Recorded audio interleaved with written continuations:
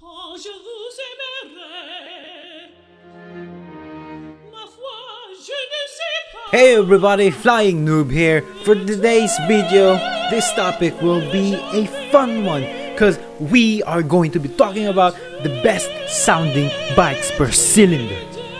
Well, I really just wanted to share the best sounding bikes that I've found through this magical and shittiest place we call the World Wide Web, or the internet for some of you, yeah?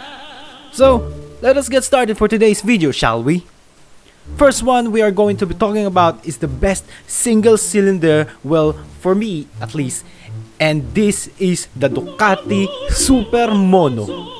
Ang Ducati Super Mono ay produce lang noong 1993 to 1997 at meron lamang 65 units sa buong mundo. It looked like an L-twin but the other cylinder is nothing more but a dummy. Para lang na mabalance out yung vibration ng motor. Meron lamang to na 550cc, 76 horsepower that revs up to 10,000 RPM and has 51 Nm of torque. Pakinggan nyo ang tunog ng Ducati Super Mono.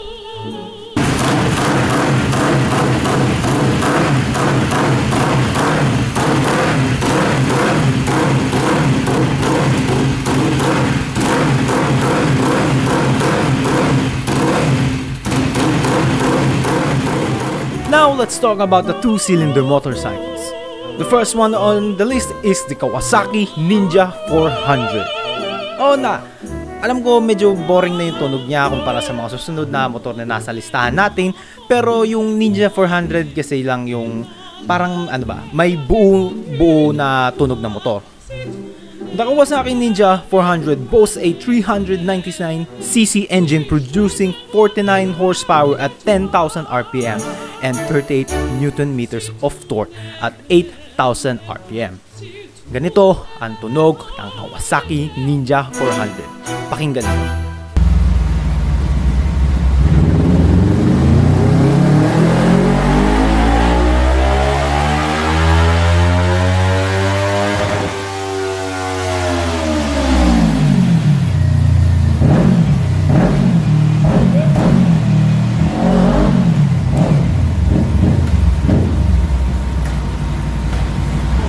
The next one on the list is the Aprilia RS660. The Aprilia RS660 boasts a 100 HP and 65 Nm of torque. This is how the RS660 sounds.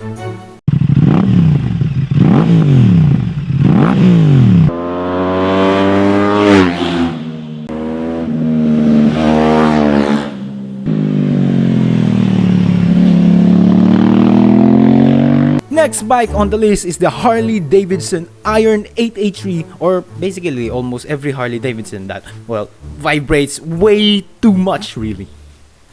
Ang specs ng Iron 883 ay 883cc na nagpo-produce ng measly 49 horsepower and 54 Nm of torque. Take a listen.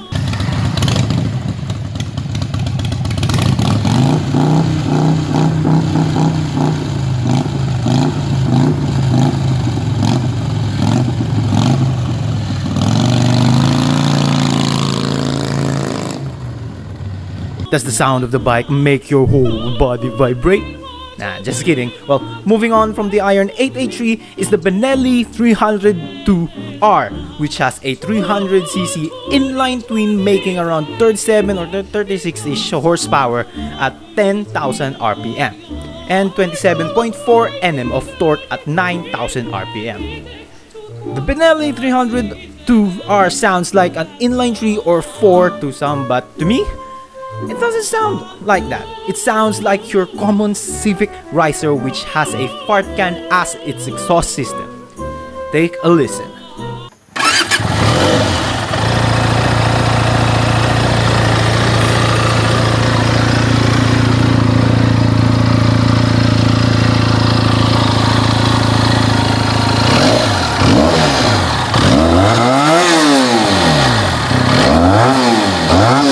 Mo sabihin sa akin na hindi yan ang tunog ng mga Honda Riser boys sa mundo, di ba? Ngayon ay pag-uusapan naman natin ang mga straight 3 or 3 cylinders bike. Ang first bike on the list is the 2019 Yamaha MT09. The Yamaha MT09 has a 847cc engine which produces 113.45 horsepower at 10,000 RPM and 87.50 Nm of torque at 8,900 RPM. Take a listen.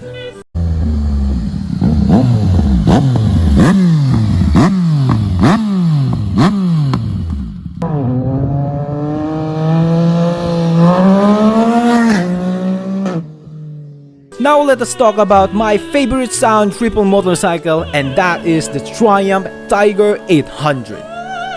The Tiger 800 makes 800cc producing 94 horsepower at 9,500 RPM and the 78.8 Nm of torque at 8,050 RPM. The sound of the bike reminds me of the Yamaha R1 or the MT07 or, well, any V4 or V2 engines. Take a listen and I promise you will love the sound. Well, I hope so.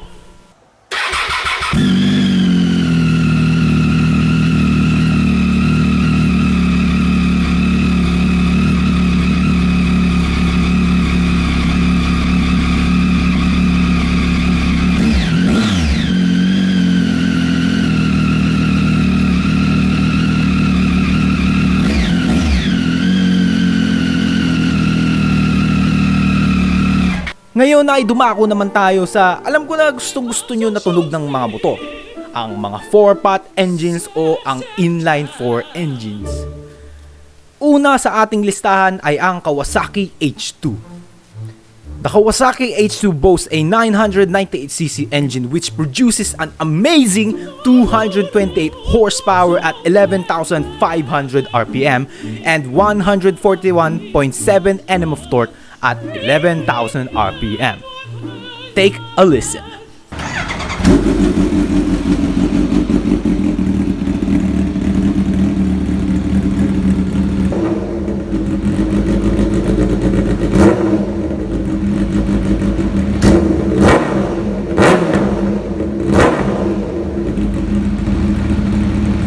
Alam ko na ang iba sa inyo mas gusto ang tunog ng H2 kumpara sa iba na nandito sa listahan natin dahil dun sa pero di ba may iba naman, and that is what the next bike is for.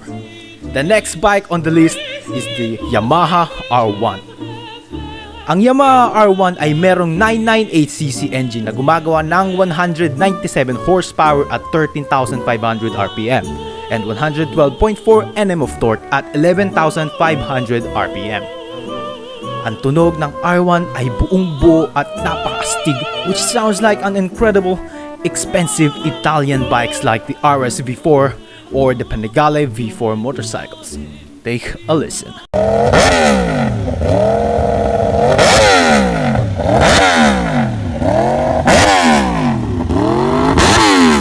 Next is the Honda VFR 800 Interceptor.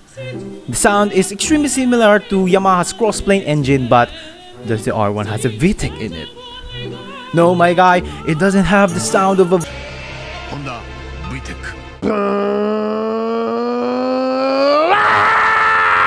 VTEC kicking in. A VFR 800 Interceptor ay merong 781cc na gumagawa ng 104 horsepower at 10,250 RPM and 75.1 Nm of torque at 8,500 RPM. Take a listen to this beauty.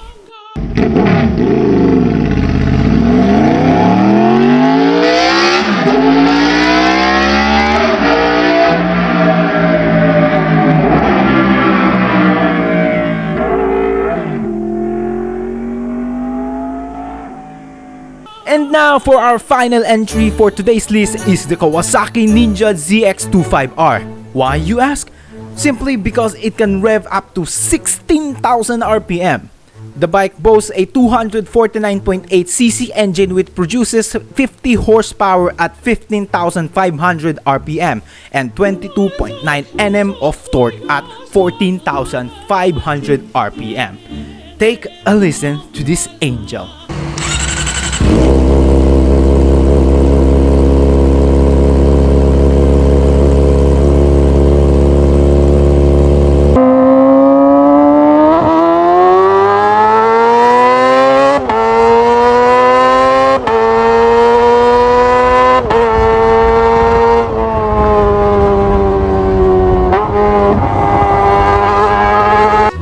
you to my list in this video?